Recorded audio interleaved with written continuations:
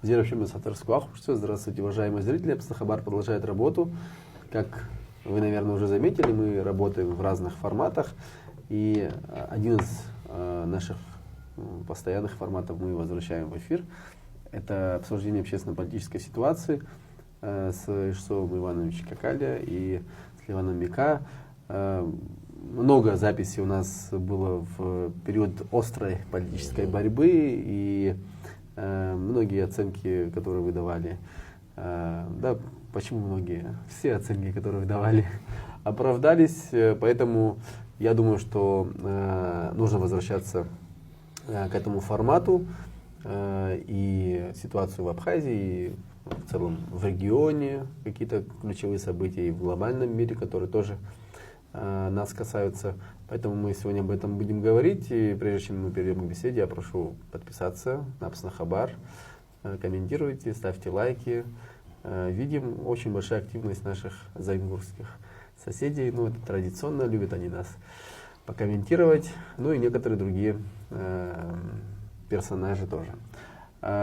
Первый вопрос, который я хотел бы сегодня обсудить, это персональные санкции, которые были введены в адрес общественных деятелей, журналистов, наших репатриантов, в свете ваших встреч с представителями власти.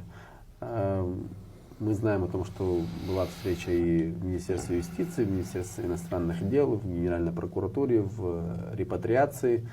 И вы, как участники встречи, я бы хотел, чтобы вы поговорили о том, какие цели от этих встреч и какое впечатление от того, что вы увидели, услышали и что сказали представители власти. Ну, во-первых, хотелось бы проинформировать общественность о том, что мы провели консультации и пришли к выводу о необходимости письменного обращения к людям, в чьи обязанности напрямую или косвенно входит защита прав и законных интересов граждан Республики Абхазия.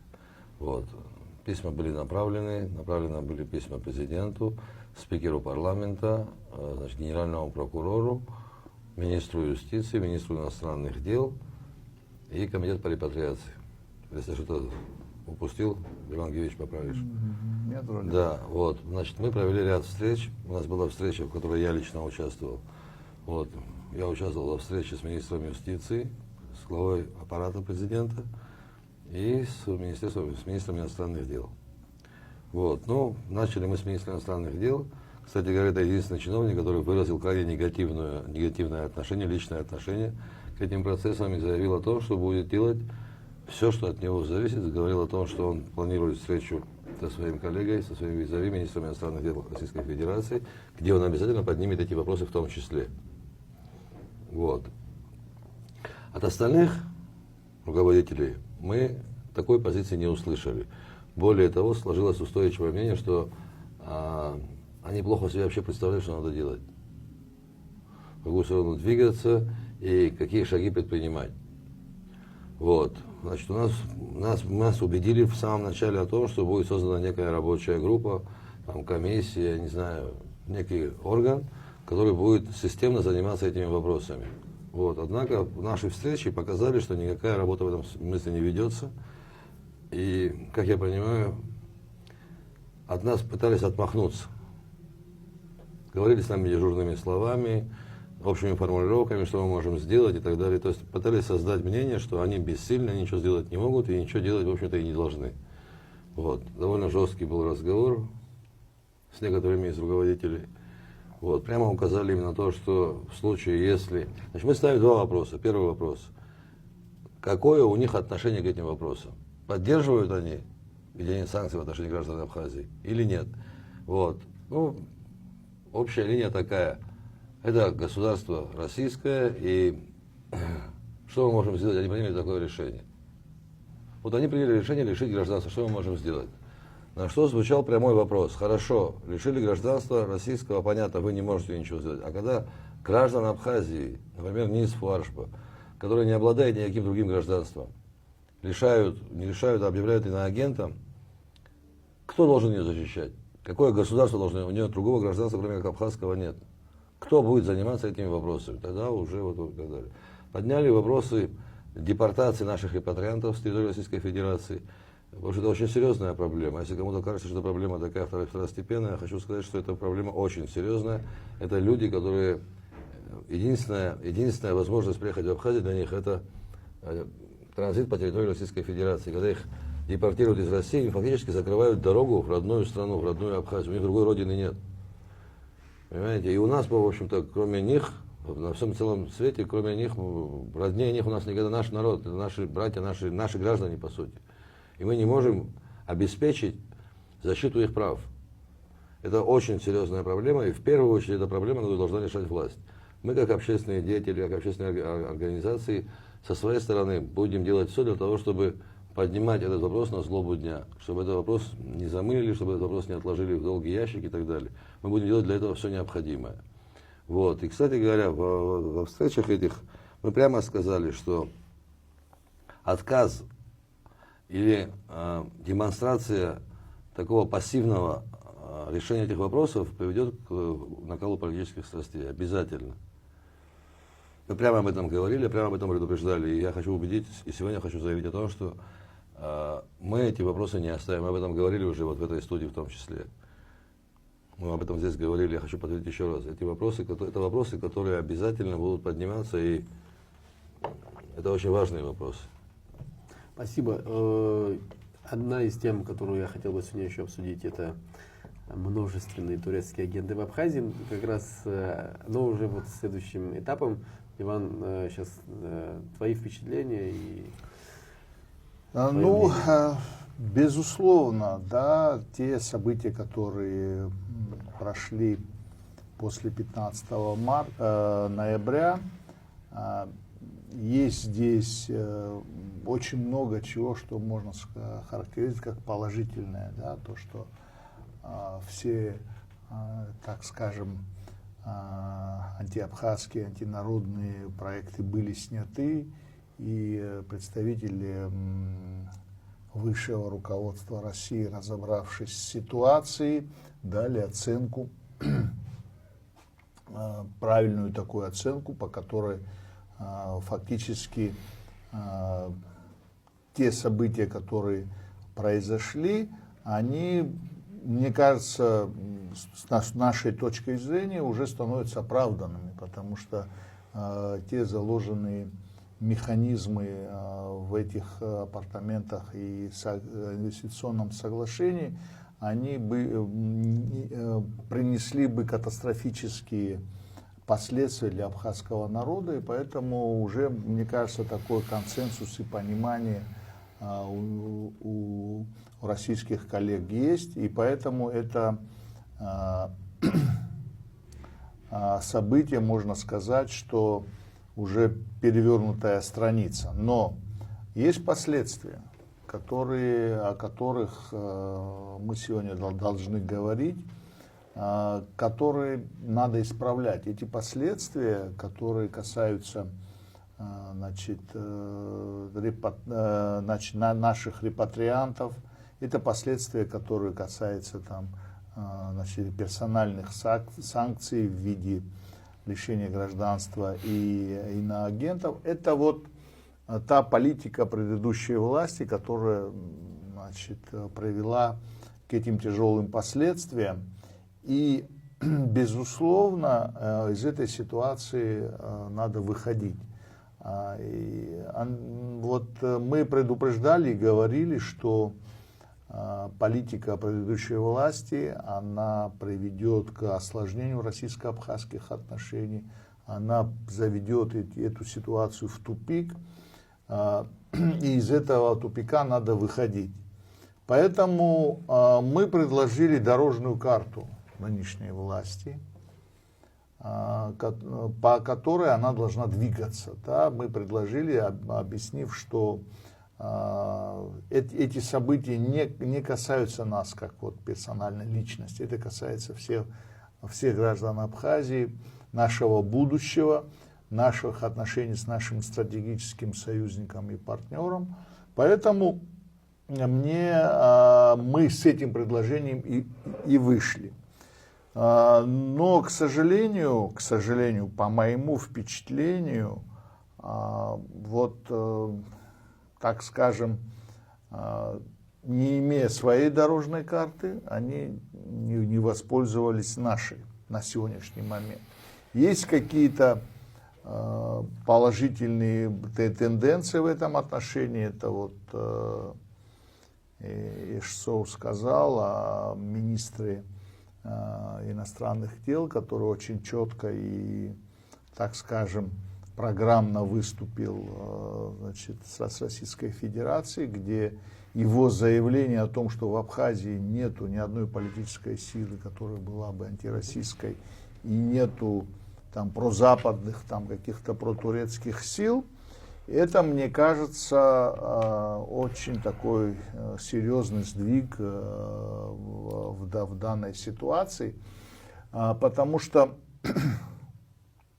из уст высокопоставленного чиновника абхазского, когда это звучит, когда человек, компетентно разобравшись с ситуацией, да, сколько международных организаций работает, чем они занимаются, кого они финансируют, кто с ними связан. То есть он провел, насколько мы знаем, большую работу. Он провел большую работу. Те данные, потом он делился этой информацией, которые были у российской стороны, сильно расходились с реальной ситуацией в Абхазии. Он дал корректные цифры. Да, он дал корректные цифры, он объяснил эту ситуацию. И здесь было понятно, очевидно, что те международные организации, которые работают в Абхазии, там, в подавляющем большинстве занимаются только социальными вопросами. Никакого финансирования политических там групп или общественных групп в угоду там, как это представляла экс-власть. То есть вот эта вот ложь, вот эта клевета, которая была сфабрикована экс-властью, она начинает проявляться. И уже на уровне компетенции сегодня МИДа она уже выявлена и так далее. То же самое мы хотим сегодня на уровне СГБ, на уровне МВД, чтобы вот этот, так скажем, ложная аргументация, клеветническая аргументация была выявлена, потому что факты упрямая вещь. Если у вас нету фактов и у вас нету обоснований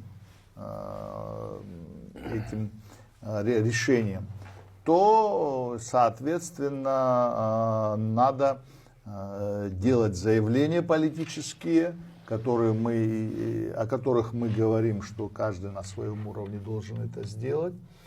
Вот, здесь, если можно, я перейду к кейсу пока по вопросу репатриации, чтобы...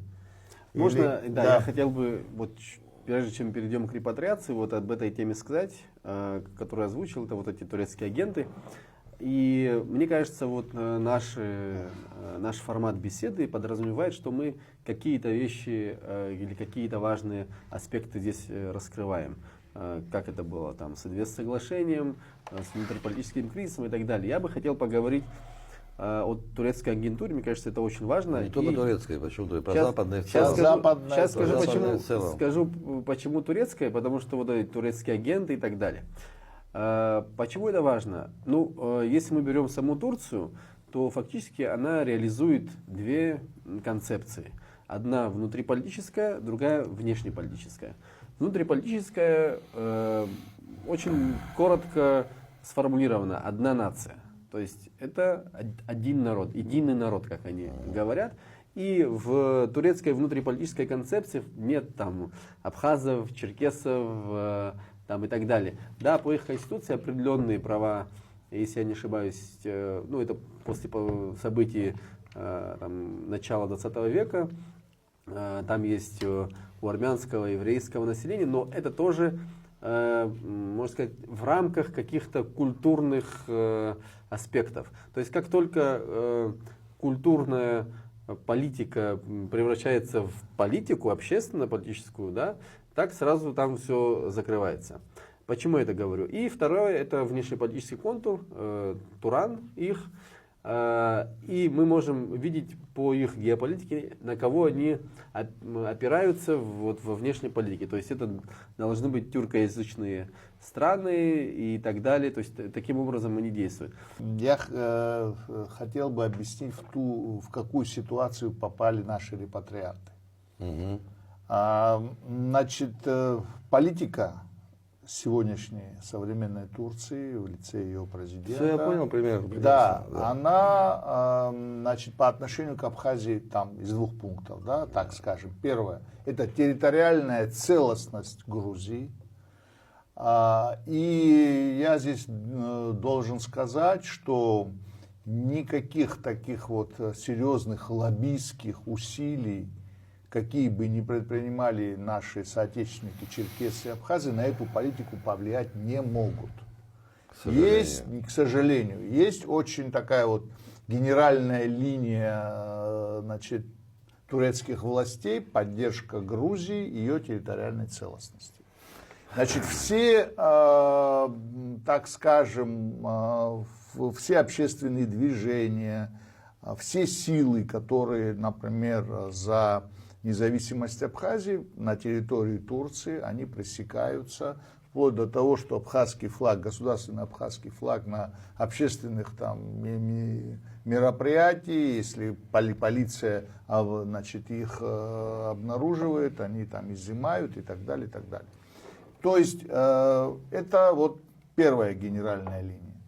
Вторая генеральная линия – это то, что Турецкая республика уже в начале Леон говорил о том, что там не делит своих граждан по этническому, так сказать, значит, происхождению и не приветствует репатриацию.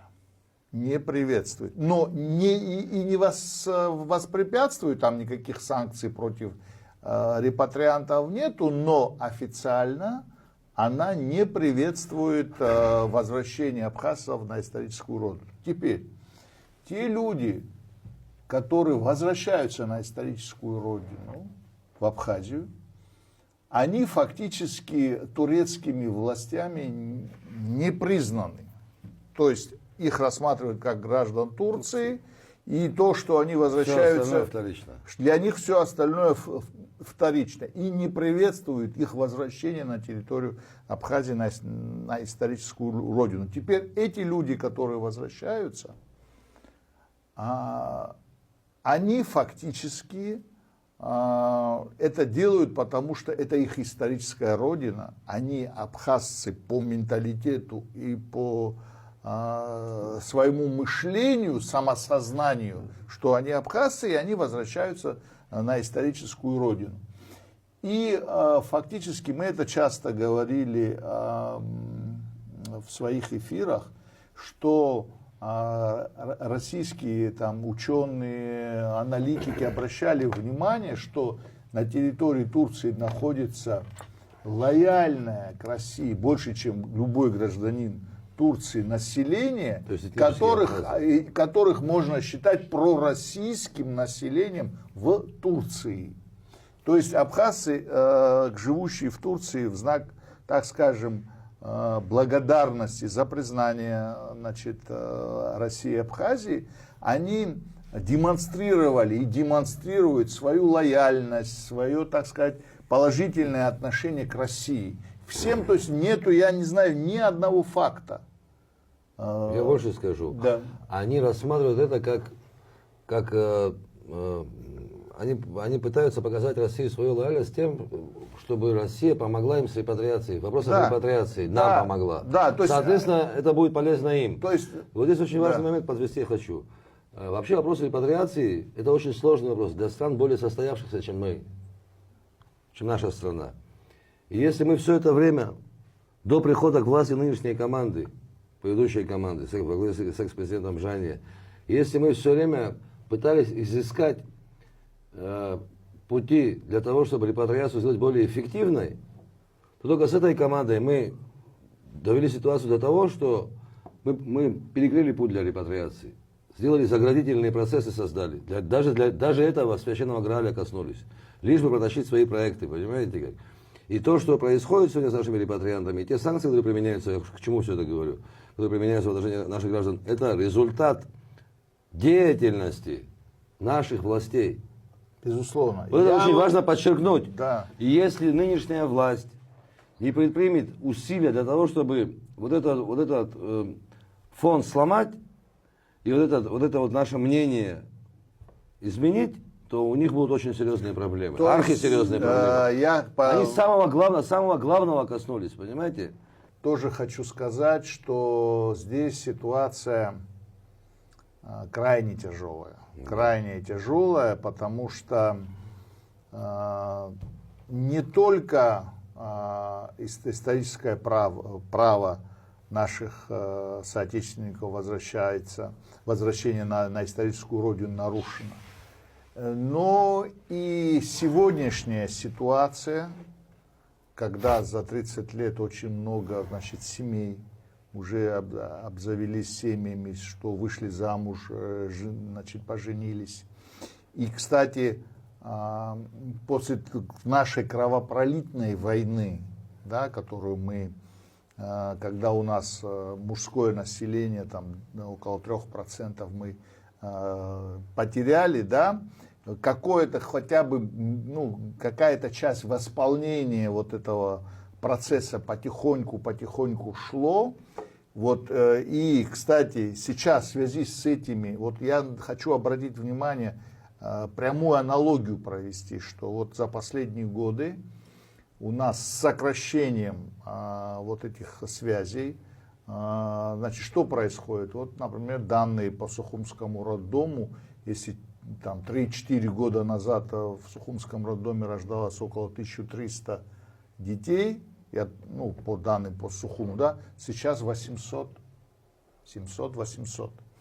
То есть это и напрямую связано с нашей демографией. Напрямую. Да. То есть это вопрос нашей жизни и смерти. Это наш вопрос жизни и смерти. Да. То есть, то есть это критическая ситуация для нашего этноса.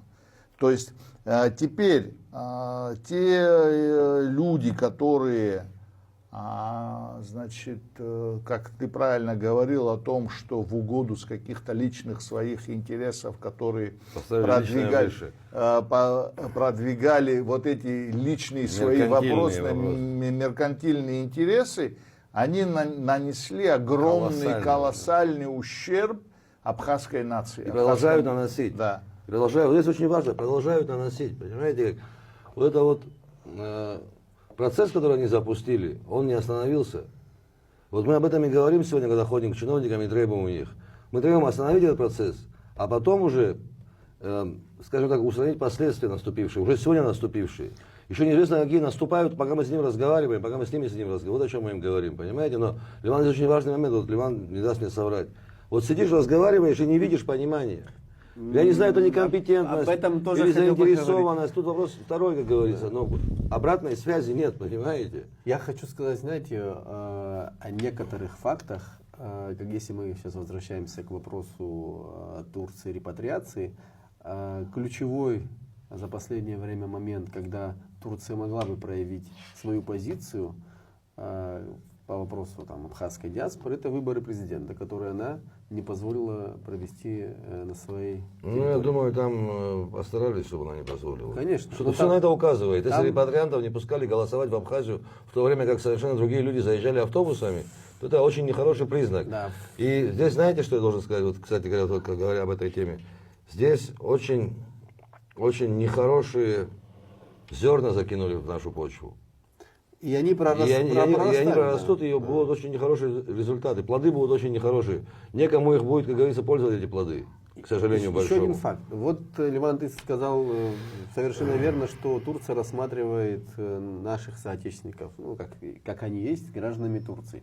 Но когда твоего гражданина депортируют из Российской Федерации, на это, наверное, должна быть какая-то реакция. То есть мы о таких случаях тоже не знаем. Это не какой-то там У единичный нас случай. списка нет. Ни у кого из государственных органов нет списка Да, этих лиц. я к тому, что... То есть никто этим вопросом не занимается, понимаете? Вот в чем, вот что кроме нас, оказывается, это никого не волнует, Ну, понимаете? а мы... Понимаете, Да. вот что страшно. У нас куча ведомств, министерств, репатриация есть и так далее, и так далее. Со всеми атрибутами государства, как говорится. А они, ни у кого из них нет списка этих лиц. Мы, во всяком случае, его не получили. Я говорю, сомневаюсь, что это секретная информация.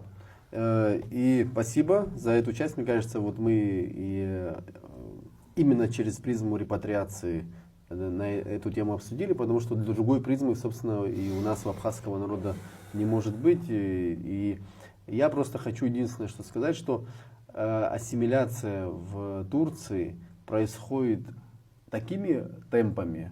Просто я не вижу, что там через какие-то там 15-20 лет у нас будут шансы, если мы сейчас позволим эти мосты все разорвать, если так безвольно... И не построим новых. Да, и так это безвольно все произойдет, то вот со всеми этими процессами, и культурная идентичность, и язык, и все это будет очень быстро потеряно. Еще хуже здесь вопросы. Вы понимаете, как сегодня, вот надо посмотреть на внешнем контуре, что происходит. Вот то, что происходит сегодня между Израилем и Ираном, прямо указывает на то, что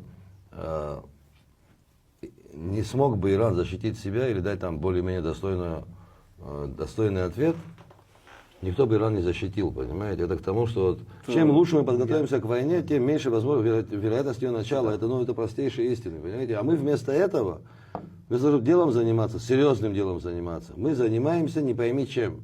Клевещем друг на друга, жалобы пишем, придумываем какие-то фобии непонятные, понимаете? Потом сначала наши придумали, что здесь, оказывается, турецкое влияние есть, потом кто-то из спецслужб России это влияние победил, вот, и, в общем, устроили здесь цирк, понимаете?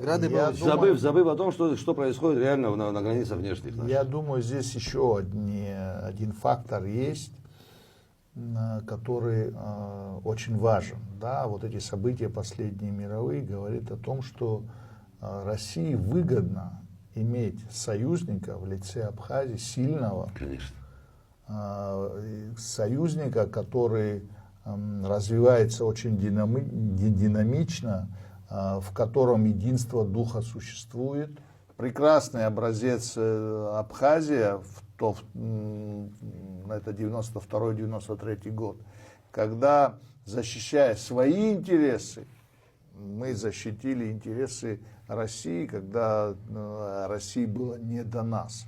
Поэтому, мне кажется, сегодняшняя вот эта вот, так скажем, трактовка экс-власти, да, то, что мы ничего не можем, и мы ничего и не должны делать, мы должны быть нахлебниками. Мы ничего не должны, да. Да, мы ничего не должны. Здесь она сегодня говорит о том, что это была самая ущербная и в отношении, значит, в наших взаимоотношениях тоже. Потому что никакие вопросы не могут никто ну как это в семье, никогда, если ты свои вопросы в своей семье не решил, никто за тебя твоих вопросов не может решить. Олег Халшас, все, Россия приняла решение, ничего сделать не может. Да. Вот примерно так же разговор строится сегодня. Понимаете, на что им было прямо указано, что до вас могли, после вас смогут, ребята, не можете, уходите. Ну, не занимайте чужое место, если вы не да, можете. Здесь, я думаю, есть, значит, такие сигналы. Вот последнее, значит, интервью президента в Апснепресс, где он говорит, что он готов с оппозицией сотрудничать, обсуждать и так далее. Вот единственное, я, наверное, так скажем, так как имею большой опыт и общественно-политической жизни, наверное, бы сказал бы, не заключается взаимодействие по оппозиции власти или общества и власти только в одной встрече, которая там раз в полгода проходит между президентом и оппозицией. Это взаимодействие должно быть на всех уровнях. Постоянно, ежедневно. Постоянно, на уровне министров, на глав районов, на уровне... То есть Вот взаимодействие должно быть на всех уровнях. Это не должно быть сконцентрировано в кабинете президента. Это должно быть институционализировано. Институционализировано, то есть взаимодействие В парламенте и так далее. парламент во всех структурах. То есть это не то, что давайте создадим там совет оппозиции и власти, раз в полгода встретимся, скажем, что вот мы с друг другом поговорили. Нет, взаимодействие сегодня очень важно. Я вот сейчас, честно говоря, под впечатлением слушал Владимира Владимировича Путина на экономическом форуме в Санкт-Петербурге. И был очень рад слышать вот такие вещи, как изменение экономики ведет к, значит, суверенитету. Значит, прогрессивно, то есть изменение в сторону экономической. Очень рад был услышать о тех тенденциях, которые мы, проводя круглые столы, обсуждаем, какую роль историко-культурное наследие играет сегодня и в экономике, значит, страны. Он говорил о креативной экономике, о том, что мы часто поднимаем вопросы. То есть, на самом деле, генеральная линия сегодняшней России, она совершенно другая. Да? И мы, говоря о тех тенденциях для Абхазии, мы берем для себя в пример те тенденции и то направление, которое дает для России президент России. Да, поэтому это вот на самом деле очень важные вещи. Мы об этом говорили? Да, кстати. мы всегда об этом говорили. Когда нам президент говорил, Россия сказала, кто сказал в России, какой чиновник, чьими устами это было сказано? Устами какого-нибудь там, как его, олигарха средней руки или кем? И то, что сегодня так развивается, динамично развивается так называемый глобальный юг, это говорит о том, что у нас все шансы в Абхазии, как страны независимой, союзника России, как стратегического союзника, есть все шансы развиваться. Только нужно взаимодействие всех в обществе сегодня, не разделение его на оппозицию, власть и так далее. Это должно быть, да, оппозиция и власть, это обязательно Неизбежно должно быть. Неизбежно будет, и это хорошо, и все это понимают. Но во взаимодействии, в каких-то направлениях надо работать вместе. Надо выполнять все задачи, которые стоят перед страной. Не бояться того, что, условно говоря, что наши предложения воспримут, да, сегодня в правительстве, они будут их реализовывать. Нет, это нельзя реализовать, потому что это не они придумали. Не вы придумали.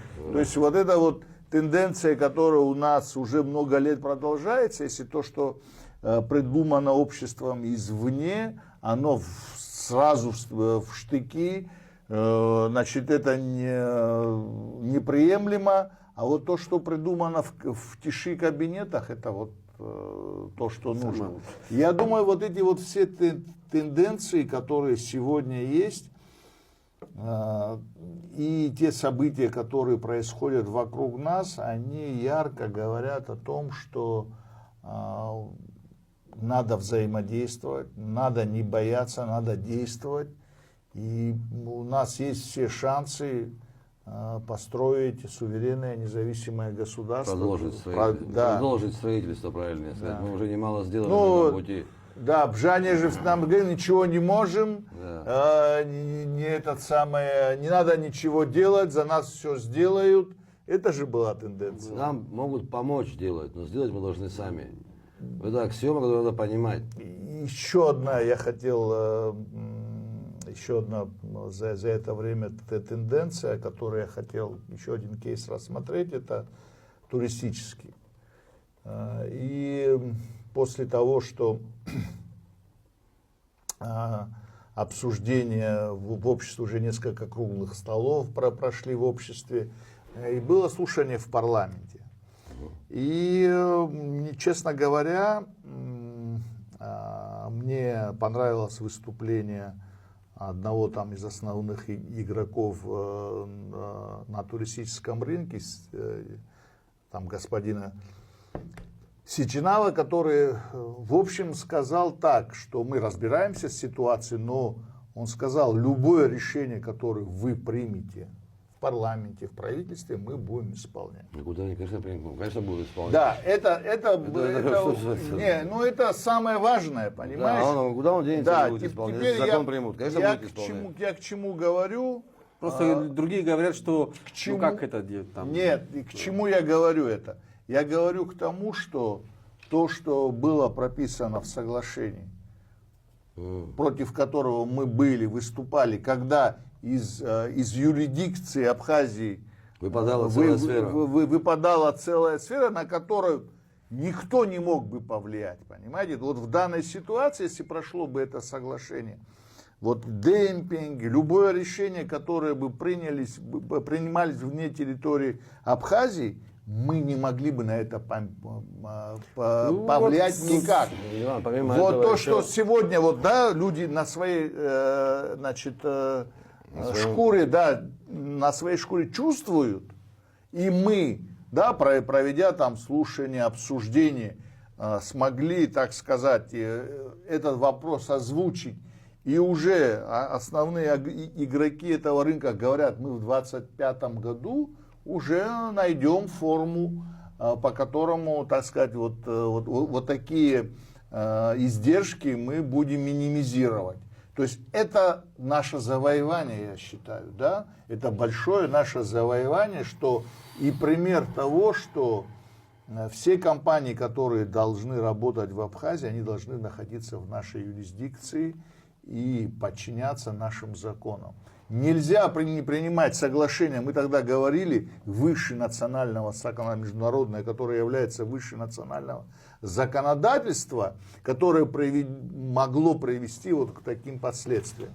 Я думаю, вот сегодняшняя вот ситуация, она очень красноречиво говорит о том, что надо слушать свой народ, надо чувствовать его нерв, надо прислушиваться, ну, как бы, что происходит. Надо слушать Апснахабар еще. Да.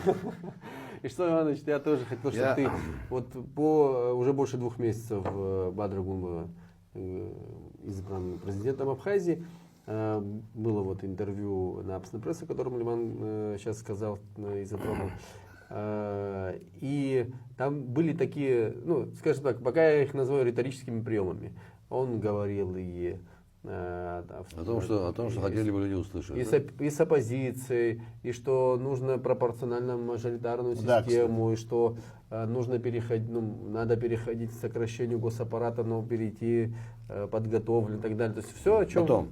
Ну, да. Хапха. Да, и понимаете, но нас ждут еще парламентские выборы через буквально 1,5 года. То есть я понял, хотел бы, чтобы вот так... Понял вопрос, понял. Скажу так, пока что никаких серьезных действий со стороны Бадра Зурабовича как президента и его команды, находящейся во власти, я ничего не увидел.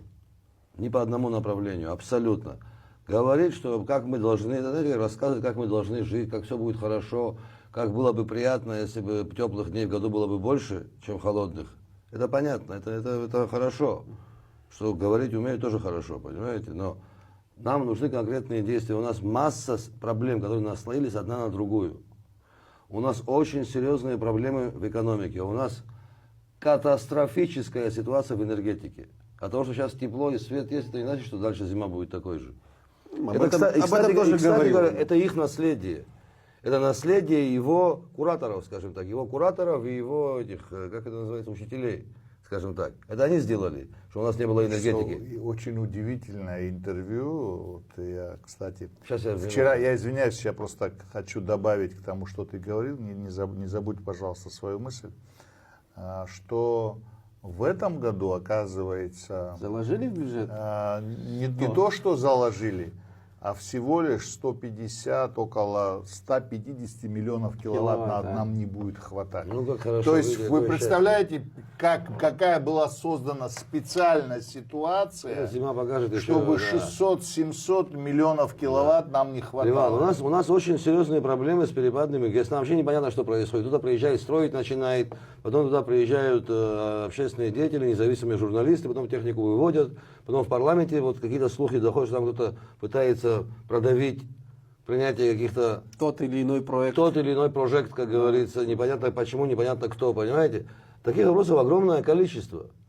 Понимаете, люди фамилиями начали захватывать территории. Ну, в общем, у нас ни в один конфликт внутри общества государство еще не вмешалось и не разрулило его.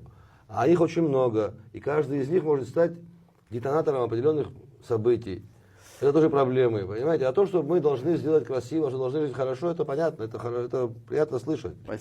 Спасибо. Я хочу Да. вас поблагодарить и сказать о том, что сегодня я с раннего утра был в Дурипше и хочу теперь уже буквально пару слов сказать на абхазском языке.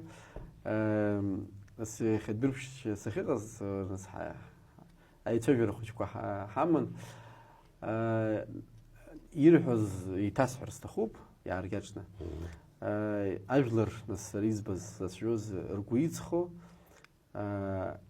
أيحبر تجيكو يخت يجلا درزحت ويتكامزم عجلر رمت يورت تخوب أبري عجلر تنخاد يعنمخر تخوب شجعك رباتشكر آخر شوت وبري أبس وجلر يلركا وتخبري سمش عامت سوحلار ناخ طريقة الصوت طريقة الصوت وح يوجلار ويجر بوت ويجر حوي وبريز سرا دشزنك زغواس ريزلر اريا ستوديو كان بيحان شافيوم جيوما وس شكر غيان مغاترت يقو رزدرزوم يشخص خرزوم سرا يبزين يحبود ابس وجلر غويتصخو ازيبشز يخاو جرانز يربو جبا وبرت زبان يربولر سرتخوب يحبر يخرخوب شو يرلا غورغير سرتخوب يرلا شخور سرتخوب وبرت كوزاجي ياشت شكنا بس رغويت خلصخوت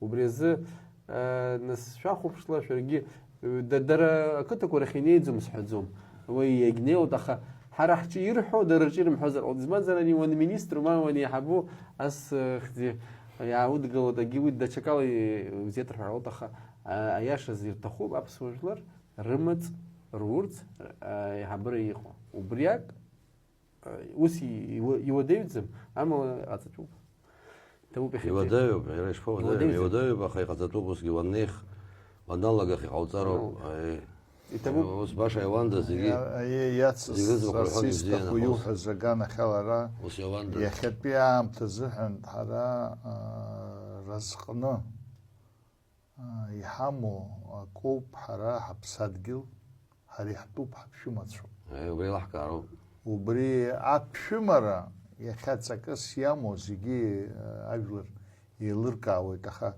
أبري حيحبر از شوكير زيلكا أتسو وبري عبشمروب يخانز حازغو عبيبشكي حازتو وبري عبشمروب وبري راب خيرقلن وبري عبسوا أجلر يحيقوشوب حراسيت أخوي أقوش سمشي يادر بشوان وبريجي يخا يلقانا أبسوا يبشمرا وي وصوب أبسوا لخنزاسكي حمو أبسنا قناتس أبسوا دبشوما زروب وي سمشي يحيو أي وبريقنت برجع экономика райцо верокоцото экономика чуцанс qalot арс qalot уим суп ეხა უბრი იტას ხოტაკ გულარეჩ ისაჰაზ პუტინი იჰაზ უბრიობ აფშუმარა ანიშტუp ამილათ სტუ ერე იფშუმარა ანიშტუp უბრიობ ხეიცუხა მითხარიგი ბზრხო ამილათკი ბზრხო იტაბუp сараус политику бешхиу гозер Апшимара Саруси Марьяни Тазгот суверенитет. دغن يحبك أبري سوفينير حشارو بزحوز وسمي أبشمر زشو يا واحد أخوي أبشمر وزشادزوم أكا أتوخ بن زيس حرتيس تخو أبرج يشحون إسرائيل إيران نسري بشرة سربس جانا قد سرصدقنا سوا إكسبرت شقي يرحو بريوب إسرائيل زخوصوا يرى إيران يونتسخا أي مكايتشك أخيقو أي حبري عجلري وبرياكو غويت إزبانزر وبرتيغر زشجاكوا يربزورنا أيونتسخا أيلا يونتر غالار يحبدر بساخر مامزر درشيرك يزرو وبريالا درا يبخا كرشو كسر بوليتيكا نرجزوتها ويزك زسحز أبريا أجلر بنسحز نسرقويت خوها يلتخوب درا يكنا يدفني قزرت سيحبري دري إزمان زوسي نخو تقول زاش ناس تزبخ حوا غتفروما شكويوم دشن شكروما رخ يزايدزم إزمان زري مرياني شقم وصدقها غاسي حمد يا أخي عينتقى عيبا فروب حزرو أبري حيلاز تود يسمشو خا يايروبوي بزيني حوت زغريها رسلان قشبه تو بخيتي هاي كرزش نباتو جبس الخبر القلابوس أبزيرز